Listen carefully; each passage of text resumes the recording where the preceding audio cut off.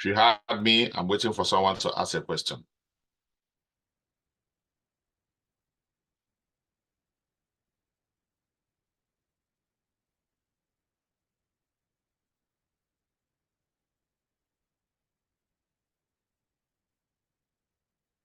Somebody wrote, how possible is it to get scholarship for masters in Canada from outside Canada? Thank you, Esther, for that question. The question is the possibility is 90%.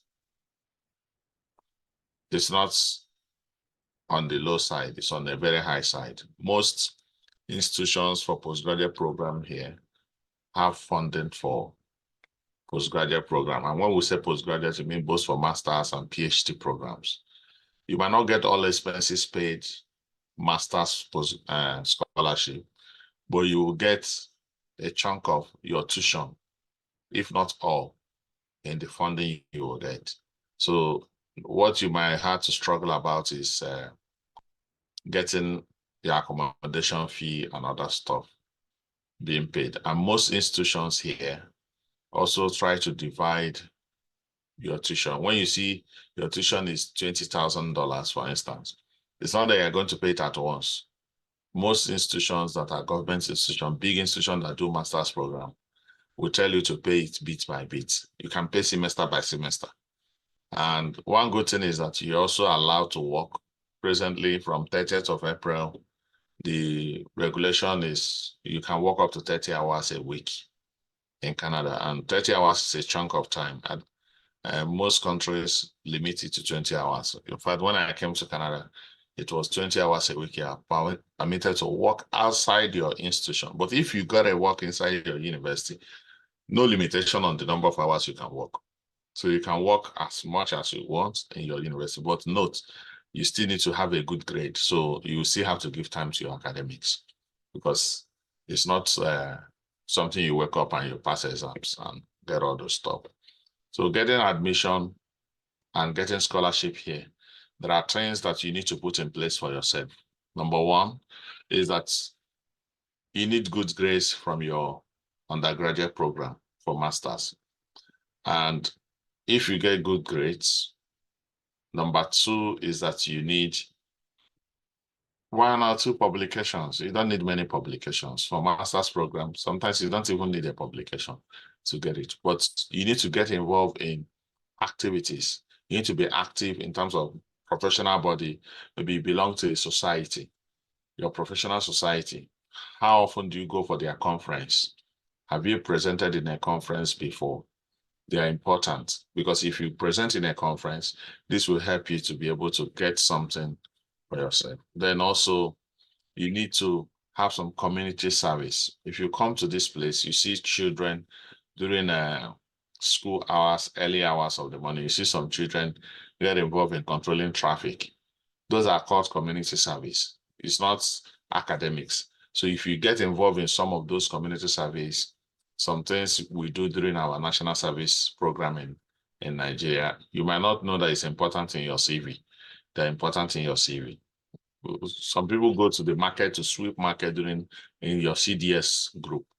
Those are very important in your CV. If you want to, those are community service programs. Then if you have leadership roles, they are very important. Now, these are things that are basic for you. Then the another thing that is important for you is your writing skills. You need to improve your writing skills. If you want to get admission and you get scholarship, you need to find a supervisor. Sometimes you send one generic letter to 7 supervisors. And if you are not careful, that generic letter will have a mistake. So the mistake goes to 7 people. They will read it and say, if you cannot send a letter of 1 page, is it a thesis of 100 pages you will write without mistake? So they won't even respond to your mail, because they see you that you're a weak candidate. So you need to, before you send out a letter, please read it again. Recently, I received a letter from Nigeria. The person used ChatGPT to write the letter, where ChatGPT asked the person to put his name, his profession, his email address. He didn't put those things. He left it that way, the way ChatGPT left it in brackets. So When the letter dropped in my mail, I said, this one is ChatGPT. He didn't get a response, certainly. So nobody wants to, someone that rely on completely 100% on AI to write something for you.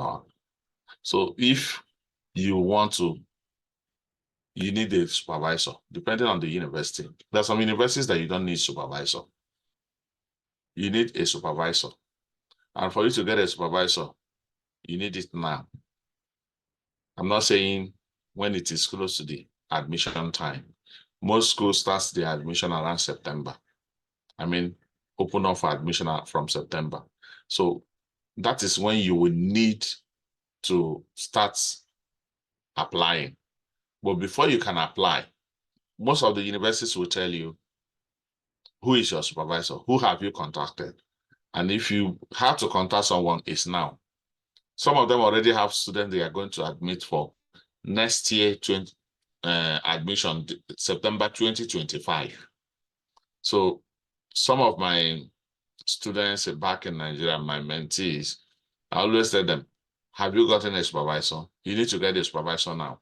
If they are filled up, if they get promised 1 or 2 students, that they are going to supervise them. If you come in, even if you're a good candidate, they want to keep to their promise. They wouldn't want to break it. So when you need to find a supervisor, it's now. And how do you find a supervisor? If you want to find a supervisor, go to the university of your choice. Most times people want to go to a low university where you have supervisors that have good funding, mostly is big universities. So don't be afraid to approach them. Those are the people you get. So how you find supervisor? Someone say, do you need to find a supervisor before admission? Yes, because supervisor needs to support your application depending on your department. So go to the university that you are interested in. When you get to the university, you go to the website of the department, read the admission requirements. Some of them will tell you finding a supervisor is recommended. And some will tell you finding a supervisor is required. Once it's required, you can't apply until you find a supervisor. If it's recommended, you may apply, but your chance of getting admission is low because you didn't find a supervisor. But if you see finding a supervisor is not required, then it's open. Nobody needs to find a supervisor, just apply. So these are the 3 words: recommended, required, not required. Once it's not required, you can apply. You don't need to find a supervisor. Then they will also tell you the basic funding that they have. Now, this basic funding that they have is what you also need to read about. Read about the funding, not when admission drops in your email, you find out that you don't have money. Read whether they have funding, because most schools, you have to pay admission fee, application fee. And the application fee, most times, is from $85 and above. So if you convert that money to Naira and you pay it, you find out that you are paying a lot of money, but somebody's monthly salary to pay an application fee. When you finish paying it, you find out that you paid to the wrong school. So if you want to pay the right thing, read the instructions. I've seen people that refuse to read the instructions. When admission drops, they will be asking me, is this school approved to give post-graduation work permit when they graduate? I said, why didn't you read it before you applied? So you need to read instructions, very important, before you submit any application. So if you go to that page that is for postgraduate admission, you will see potential supervisors. Now, if you go to the place you see potential supervisors, this is the place you are going to now read about who and who can supervise you. What are your interests? You need to have an interest. Don't be too open. Oh, I don't have anything they give me, I just want to go and study. No. What are your interests? If you find your interest in someone else, you might find it in 1, 2, 3, 4 persons profile. You go and read about the person's work. You read about the person's publications. Most times you see their publication listed. If you type their name on the internet, you will see publications related to them. You download and read their recent work, some of the things they are doing presently. When you read those stuff, you'll be able to have an idea of what they are doing. Then you craft a very nice email to do your first contact for the person to supervise you. You want to talk about the person, you say, talk about what the person have done, the research, the publication recently you read about that individual that the person published. You need to highlight something that shows that you know the area of research they're interested in. Then when you approach them in that way, you'll be able to request for an opportunity to be supervised, or even you're available for a Zoom call or a meeting. Most times, they will always want to meet you. When they tell you that they want to meet you, please note that it's defined as an interview. They will not write it to be interview. Can we have a chat? They want it to look like unofficial conversation, right? And it's unofficial conversation because they are not giving you a job. But to know that it's an interview. Now, they'll be listening to your grammar while that chat is going on. They'll be listening to how you comport yourself. They will tell me about yourself. You just talk about yourself and stop, meaning that you didn't, maybe you just say, my name is so, so, so, and so. You did not say, this is what I have done. I went to this school. This is who I am. I have been doing this since I finished school, or this is the activities I've gotten myself involved in. You expect them to go and read about you on the internet. They have seen you. They want you to do proper conversation, because you can have a meeting and you will never get another contact from them because they have seen that you are not a candidate for them. So when they are asking you those questions, they want to know whether you're a good candidate they can supervise. So that is the time you have the opportunity to demonstrate your ability to be supervised and your ability to be a candidate for scholarship. Now, in my university and most universities, they have it as a requirement for a supervisor to take a student. The supervisor must have a particular amount of money that he will be paying the students every year. Otherwise, the supervisor will not even get anybody. For the supervisor to be required, it means the supervisor must have research funding. And that research funding is what he will use to pay you. The university can supplement that basic amount of money that the master's or PhD student will be getting. So if you get a supervisor, then you are now at 60% of getting an admission. You have crossed 50%. You are 60%. The next thing that will make up the other 40% is your application package. You need to write your personal statements. You need to have a very good reference letters. Now, some of the students in Nigeria, they go through the university, but they never had any real conversation, or their instructor never knew them. And when they graduate 10 years ago, 20 years ago, you want to come into the university now. Some of the instructors that taught you are no longer there, or they won't even remember that you were once a student. Actually, some of us, it's not like that. Somebody like me, it's not like that. I still have meetings, conversation with my undergraduate lecturers. In fact, we meet in conferences and different stuff now.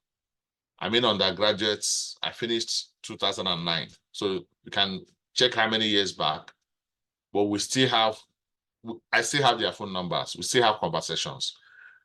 If I need a reference letter tomorrow, it's not a difficult thing. I can find 10 persons that can reference me because I went to different universities from BSc to PhD level.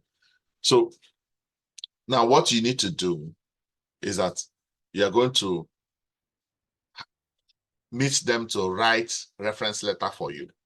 It could be online meeting or physical meeting. It could be through email. Let me tell you, one of the best things you can do for yourself is to write a draft. Most reference letters from Nigeria are very weak. And that is one of the reasons Nigerian students don't get admission. You need to write a draft of who you are. If you tell a general Nigerian professor who to write reference letter for you, they will write, I know Chinonso. Children say he's a good student and very hardworking. He's a good team player.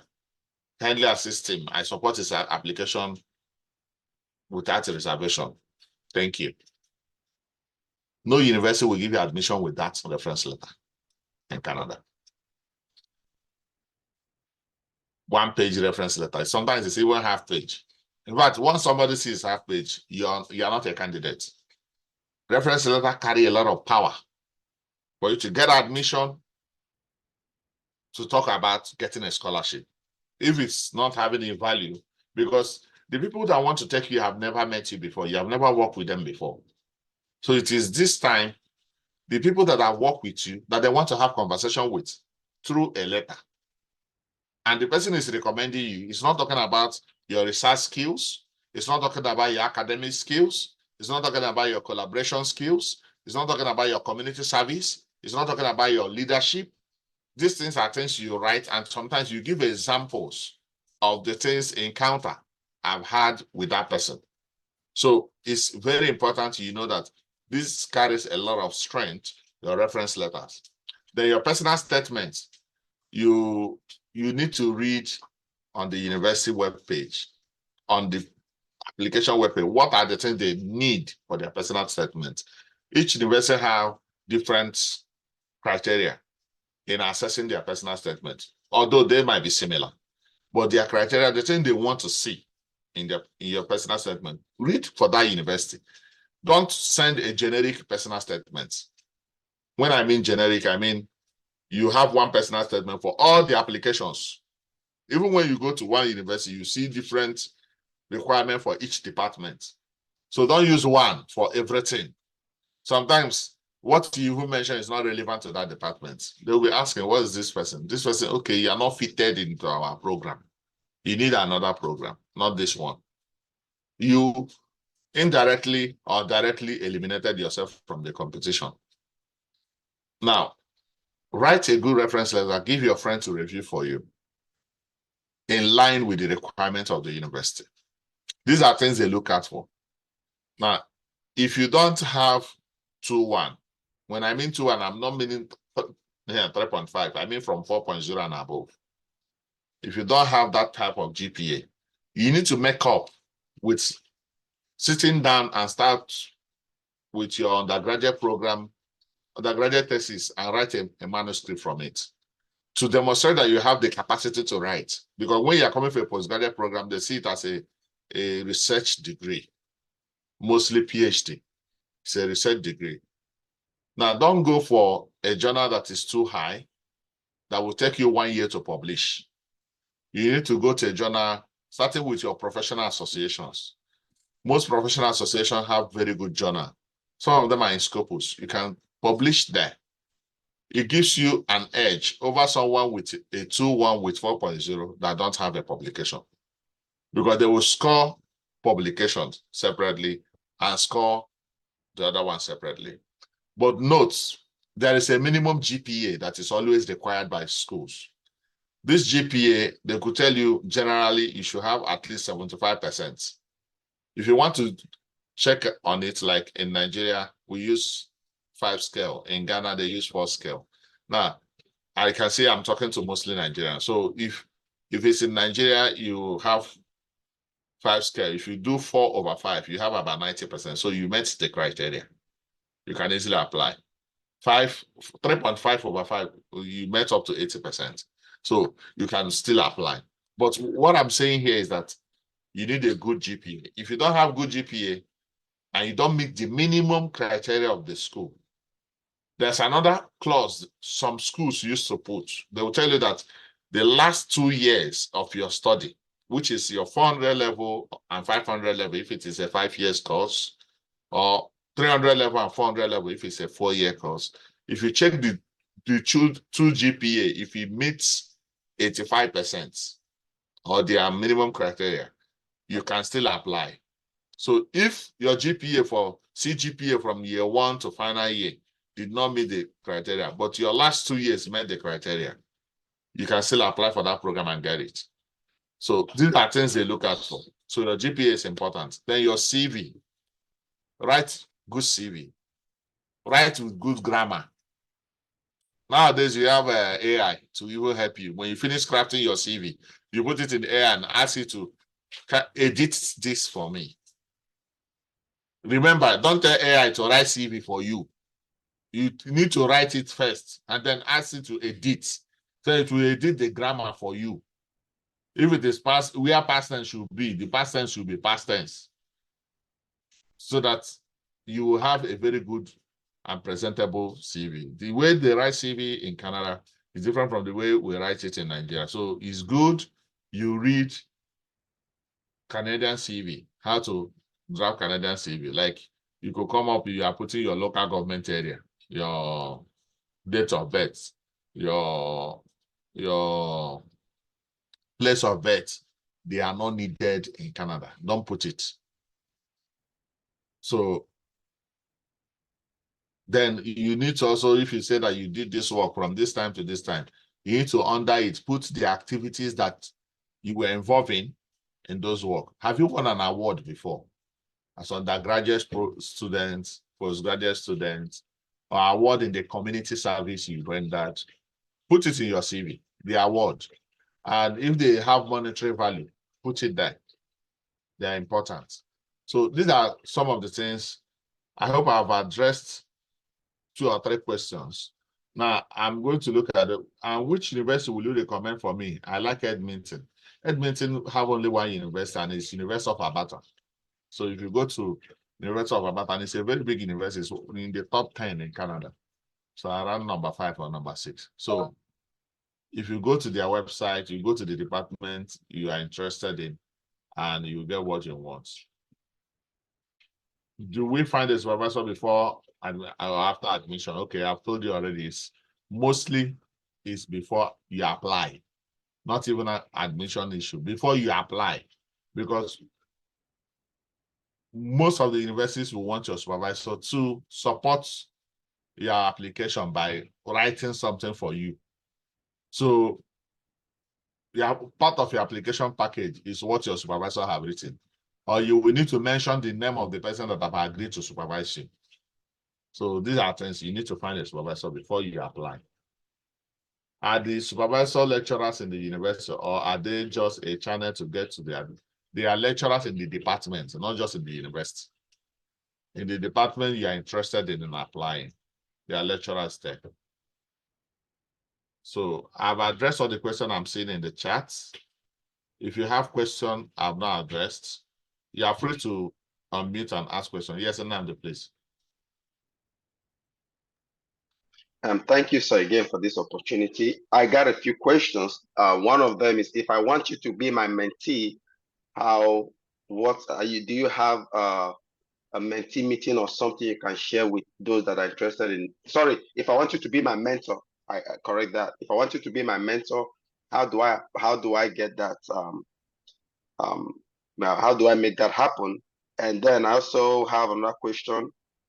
If your first degree and the master's degree are looking at are not like exactly related. For example, you are moving from engineering to maybe a social on a master that is on a social level. Like, how is that transition possible if you want to change completely from the department of your undergraduate?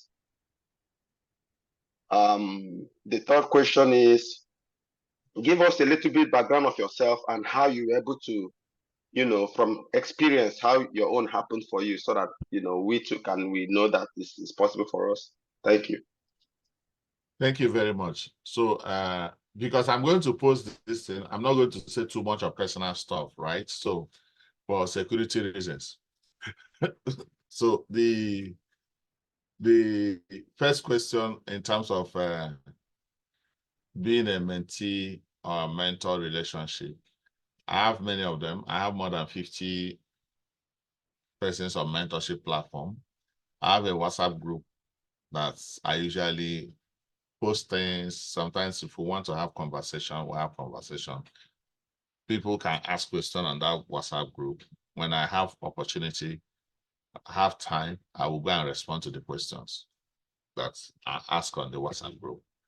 And it's an easy access to get information for some opportunities that I also posted. Sometimes I had to put it on my, like this conversation, I will put it on my YouTube channel, because most time people come to me, they ask several questions, and because I work, I go to school, I do so many things here, so I'm mostly busy, and then the time frame between Nigeria and here is 8 hours difference. So when you want to ask your question is when I'm about sleeping or when I'm sleeping, and when I am ready to answer you is when you are sleeping. So, so in that conversation, it's always good to go through WhatsApp. I respond at my time, and then all those stuff. So if you want to be my mentee and you're in Nigeria, the best thing could do is go to my YouTube, subscribe. You'll be able to send me a direct message. I will take in that your direct message, send your phone number with +234 on it. I'm going to add you to my mentorship platform.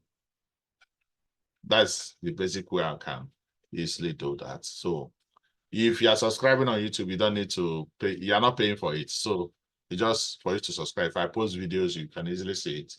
And someone say I came late, I will post this video later, so you can easily go there and read about it.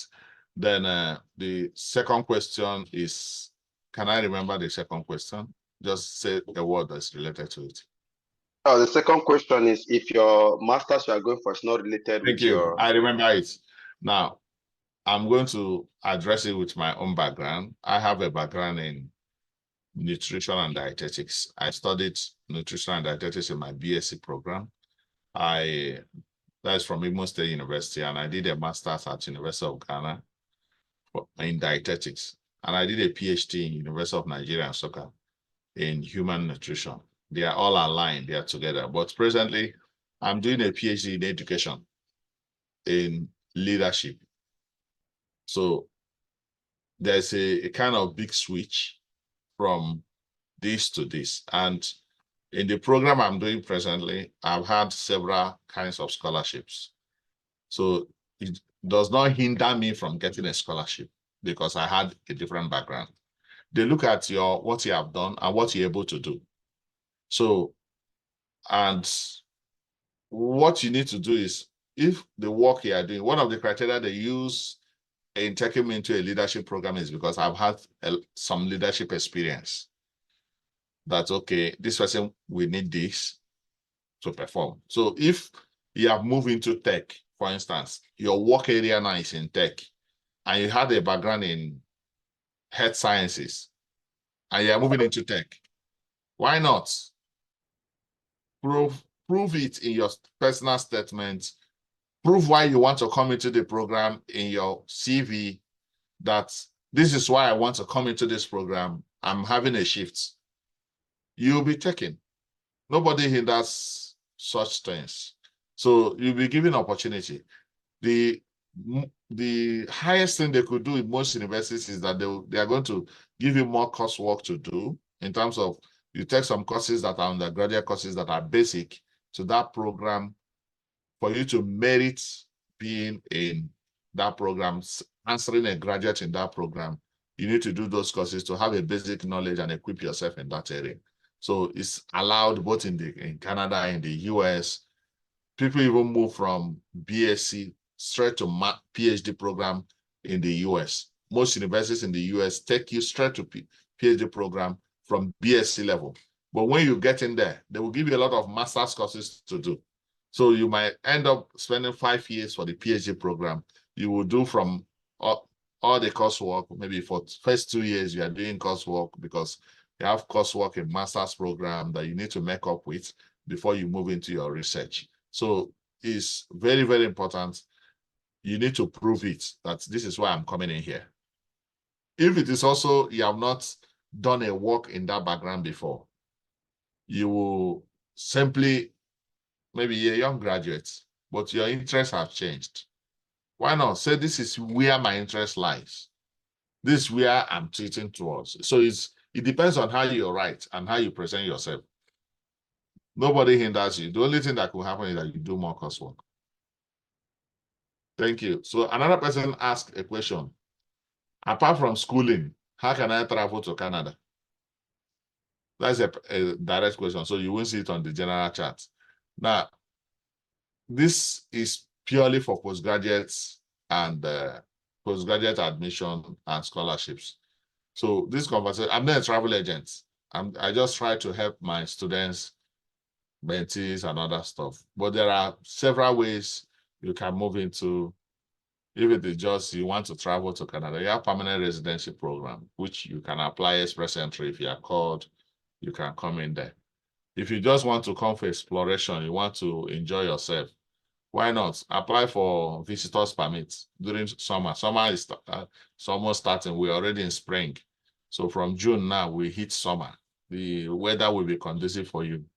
You come in and explore the land. Canada is big enough. So we have about 41 million people in Canada, and the landmass of Canada is bigger than the landmass in the US. So, so you have all the opportunity to come here. If you want to sleep outside, you are free. So that's tourism. But if you want to get a work in Canada, then you need to look for a company that will match your skills. When they give you a job, they will match, they will have to even pay to Canada government while they are taking someone who is not residing in Canada, and then generate a letter for you to apply for a work permit to come and work in Canada. So there are different routes, but you can read that from IRCC website, which is Canada immigration website. But if not, basically what we are dealing with here is admission and scholarship. Sorry, I won't go too deep in that question. Do specific courses determine the likelihood of admission? For instance, would it be more difficult getting admission for a course related to health than one related to business or tech? Now, it depends. It depends on your background. It depends on your ability. I don't put limitation on myself. Don't eliminate yourself before you try, right? So I don't think such thing is there. But if, for instance, you want to do medicine, it's difficult. It's difficult everywhere, including in Nigeria. So, so here it's also difficult.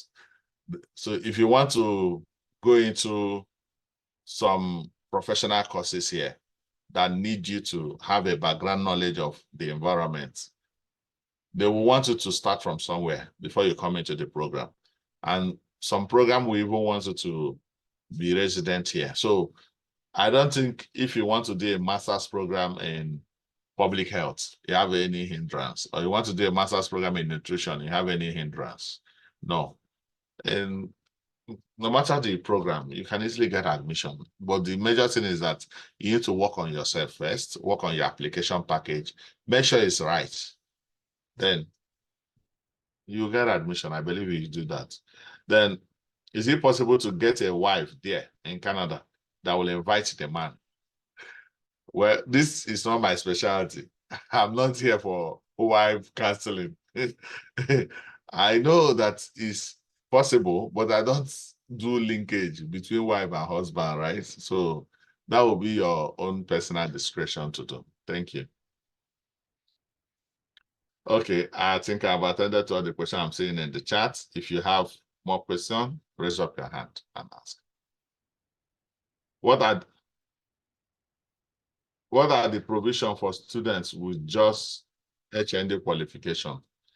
HND qualification is seen as diploma in Canada. So if you want to come into programs in Canada, you start with a diploma program if you have a HND in Nigeria. Most universities will not take you for masters direct. I've read a lot of university websites. They want you to have a BSc 2-1 from Nigeria for you to get it. If you go to that page, you check in their stuff in their page, in their admission. You will see international students. Click, you will see Nigeria. You will see requirement for Nigerian students. So that's where you will see the 2-1, second class, upper division, and all those stuff. So if you have a HND, the best route for you is to go through diploma program. There are diploma in the university, there are diploma in polytechnics in Canada, which if you finish a diploma program, you can easily enroll in other programs for masters or for PhD. Even in Nigeria, if you have a HND, you can't do masters in Nigeria. You first of all do a diploma, postgraduate diploma, before you are admitted into a master's program. So that's similar to what they do here too. I think I've answered that question. Yeah, Nandi. I know also many people will be asking as far as finance. So if you feel that you don't have enough money to apply, people will be like, I can't afford it. What will you advise someone that feels that financially they might not be able to, to fund schooling abroad? What will be advice? I know I watched one of your video, and in that video you said it was very possible for someone to even get 100% um tuition like paid by the university. So I want you to a little press on that point, because I know many people will be like, okay, what about the money involvement in getting admission? Thank you. Yeah, I don't want to give you a quick miracle or quick promise. Each of us have different stories to tell, right? So I know that for me, my scholarship covers everything, right? So it depends on where you get to and who your supervisor is and the type of funding you get. There are universities with basic funding. When we say basic funding, is this funding is going to every postgraduate student that's admitted in that university will get the money. They will, like in my university, you have international students tuition reduction of $3,000. That goes to every international student that is admitted in the university. Then you go to the individual departments. There are departments that give master students $10,000 every year for 2 years, which is $20,000. There are departments that give students $25,000 for PhD students. And when you have that as your basic income, if you have that letter is simply defined as money in the bank. So if you're applying for a visa for proof of fund, one of the proof of fund is that letter you're holding. It's coming from an institution in Canada. So it's your money in the bank. When I was about coming, the money I used in sending my application, don't mind that I was a lecturer in Nigeria, but the money I used in submitting my application was almost the last money in my account. But I didn't send. I still submitted my what? My application. Do you get it? So I still submitted my application. And when it came with a money in the bank, which is that type of letter. So if not that I needed to come with my family, I don't need to add a dime to that money to apply for visa or any form of proof of fund. That the money in my letter was complete proof of fund for me. Now, in that time, the immigration rules and the immigration rules of now are not the same. So that time is you need to have $10,000 for your living expenses, and then plus your tuition. But now it has increased to $20,000 for you. So, but for instance, you get a $25,000 or $30,000 funding per year. Already, the $20,000 they are asking you for living expenses is complete. And your tuition in a year, let me tell you, most schools in Canada, the tuition in a year is around $10,000. It's not as high as universities in US or universities in UK. Why most Nigerian students go to UK is easy. If you submit application today, you might get admission the next 2 weeks. Yeah, and most times you don't even need a supervisor to get admission into a master's program in the UK. It's business, and they have it everywhere, right? So if you come in here, you can, once you get that money, it's a money in the bank. And you can use only that letter and show a statement of account where you receive salary that you finish every end of the month. You are working. Show that, okay, there's a statement of account. Whether there is money in it, but there's a movement in that account. But the money in your letter is enough to take care of you in a year. You'll be given visa to come in. So, but you need to have the application fee. See, sometimes some universities here will also tell you, we are giving you application waiver, but you will need to apply for it to get it. But it's not so common in Canada compared to US. It's more common in the US. US have a lot of universities that have application waiver week. Use the opportunity of application waiver week in most universities in the US and apply. And some universities in the US don't tell you that there's no application fee. And you can get it and apply. And some of them also need you to write an application to get the waiver. Why not? Is it not letter? Sit down and write it and get it and apply. It means you have not spent any money. You have not invested. What you are spending is your time for now. In the UK, you hardly find just one or two universities that take application fee. But by the time they give you admission, the tuition you will pay, even when they give you scholarship, the scholarship they will tell you to pay, they're giving you £4,000 scholarship, but you still have $18,000 to pay. So it's just like that. But you are the one that will be able to navigate around what you want and look at the university that is suitable for you and the department that you can fit in. Someone asked, I joined late. Thanks for this opportunity. Please, what is your YouTube channel handle? Dr. Aloysius Umadoforo is my YouTube channel handle. Okay, I'm going to post it here. You can see it. Someone said, can we get a recording of this meeting? So those of us that joined late can catch up with the discussion. Yes, I'm going to post it on the YouTube. You'll see it on the YouTube channel. Please help me with your YouTube handle. I'll send it to you. Yeah. Sir, how feasible is it to go towards tech from nutrition background via scholarship? It's highly feasible. You need to demonstrate that you're in tech.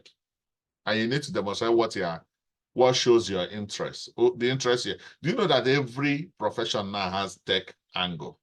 Because when you use the word tech, what do you want to do in the tech, right? If you are looking at tech, let me say, for instance, you are looking at nutrition. There are things that you measure the nutrient composition of food with in a tech form. Is it what you want to do? Right? So you don't need to be doing manual estimation. You want to incorporate technology in assessment of nutritional status of people and other stuff, or diagnosis or whatever. It's tech. You are going into tech, but you are bringing a background knowledge in your area that is specialized into tech. Why not? It's an innovative approach. So you can actually, it's your ability to write and say, this is what I want to do. Communicate your idea. Ability to communicate is what gives you the funding you need. And to convince the other person that wants to give you the money that this person has a beautiful and brilliant idea. So it's 100% possible.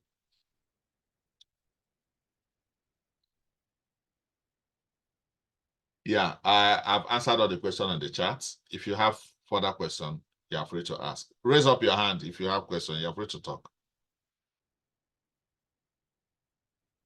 If there's no question, we will end the conversation. I wouldn't want to be here for a longer time. But if you have questions, I'm here basically to answer your questions. Yeah. And those that call for the meeting, is only Namde that have been asking. Okay, some people are asking questions on chat. I expect that more questions will. Yes, sister, go ahead and ask your question. Unmute yourself.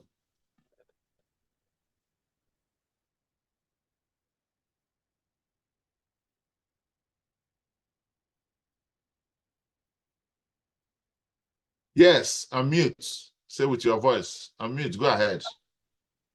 Okay, good afternoon, sir. Good afternoon from Nigeria. Okay, my question is long. That's why I wanted to use my voice. So, sir, I was thinking, for someone who has a nutrition background and you want to show your proof of experience for example, you've been working in a pharmacy outlet, for example, what nutrition related, like what will you call what you were doing in that pharmacy, that kind of setting?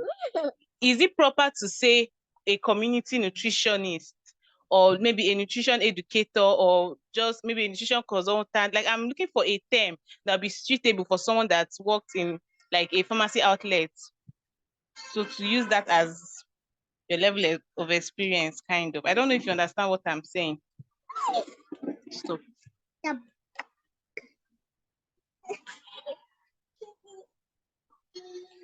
Hello, so I can't hear you. Allow, unmute yourself, allow. What were you doing in the pharmacy outlets?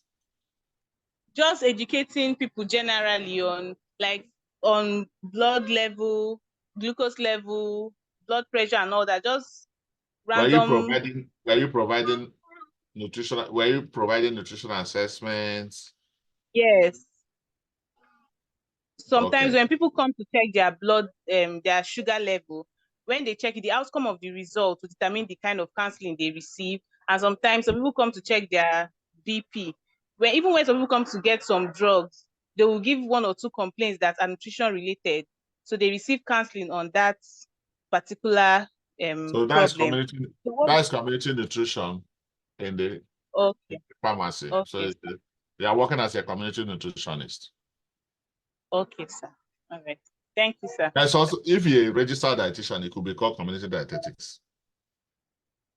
Okay. Yeah. But you need to be registered to say that, or just you cannot answer your BSc. to answer a dietitian. No, I'm not talking about dietitian. I'm not talking about dietitian. I'm talking about nutrition. In Nigeria, just having your BSc. The regulation in Nigeria is that if you have a BSc in human nutrition and dietetics, you are automatically a nutritionist. So you don't need any other further registration to answer that you're a nutritionist. Okay. Yeah, the university has certified you to be a nutritionist, so you're a nutritionist. Okay. But for you to answer a dietitian, you need to go through internship. You need to register. Yes. You need to pass the national exams and be inducted that you're a registered dietitian. So that one, you need to go through those rigorous way. But once you finish your BSc, you're a nutritionist. Okay. So please, I'll send you a message on your YouTube. I'm already a subscriber on your YouTube, so that I'll be part of your mentee group, your mentee platform. That's okay. I have posted the YouTube handle for those that are asked. I'm a subscriber on your YouTube handle. I don't need your handle. It's okay. Thank you. So if you have any other question, ask. Or do we end it here?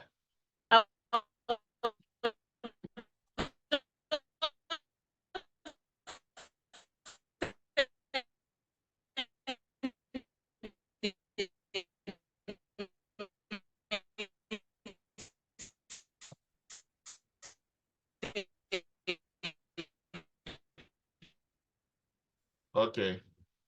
Now, the other people you said that have questions, they didn't have questions again, right? Or I've answered all their questions. I guess you answered all their questions, so I asked it on behalf of them. Okay. So thank you very much for joining today. If you have a question, you can easily send me a message on YouTube or my Facebook. You'll see my name on my Facebook. It's just my name. The name you are seeing on this Zoom conversation is my name on Facebook. So if you type it, you will see it in different platforms. You can also see it on LinkedIn.